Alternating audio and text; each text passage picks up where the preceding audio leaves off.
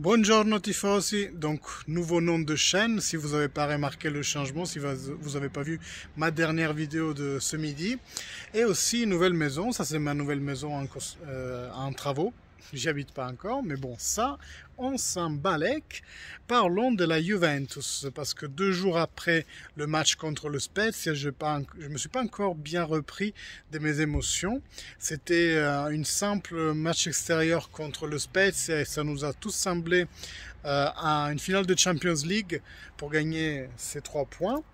Et je me faisais la réflexion hier, si on prenait ce match-là, ce match qui a été très difficile, si on le prenait et on le mettait, je ne sais pas moi, dans l'avant-dernière saison d'Allegri, ou même dans la dernière d'Allegri, là où tout allait bien en fait, là où la Juventus était encore l'équipe qui ne perd jamais, qui faisait peur aux adversaires et qui gagnait tous les matchs, même les plus difficiles, si on le mettait là, ce match-là, ça nous ferait quoi?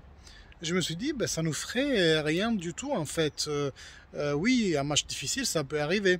Sauf que ce match-là, très difficile, il vient après une chaîne très négative, là où on croyait qu'avec l'arrivée d'Allegri, tout allait reprendre le cours normal des choses, après une année difficile avec Sarri et avec Pirlo, on croyait que tout allait bien. Donc, allait bien. Que tout allait aller bien.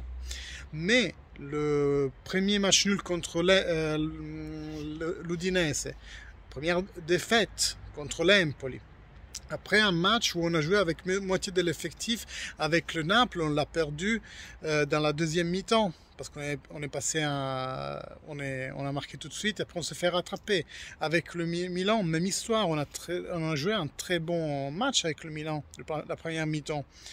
Et donc après arrive ce match contre le Spezia où il est impératif plus que jamais de gagner, mais on se retrouve à galérer avec une équipe toutefois modeste comme le Spezia.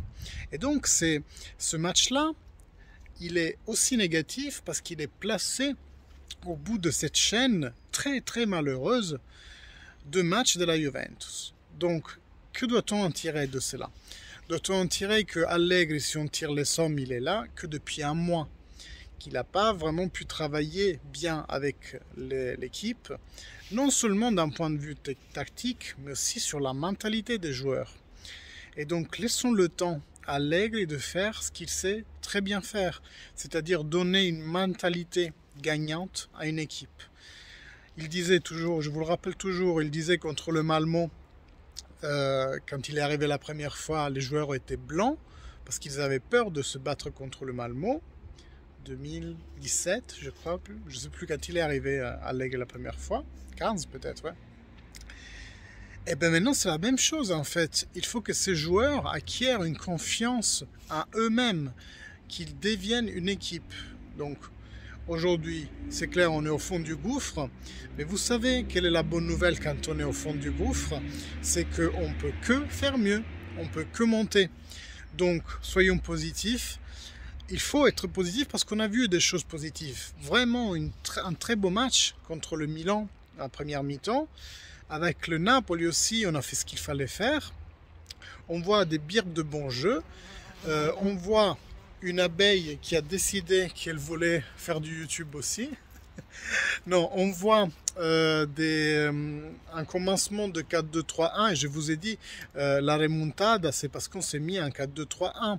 Donc continuons dans cet élan, cette équipe elle est faite pour, on a beaucoup de joueurs qui sont créés, qui sont parfaits pour ce jeu-là.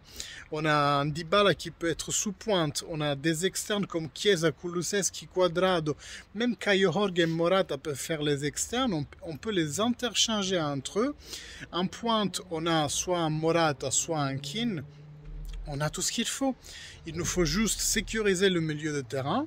Et ça, on a un Locatelli qui va être sûrement titulaire. Il faut lui mettre à côté quelqu'un qui soit l'aide avec la construction du jeu. Ça pourrait être un Arthur. Là, on pense qu'il va rentrer après la pause des nationales.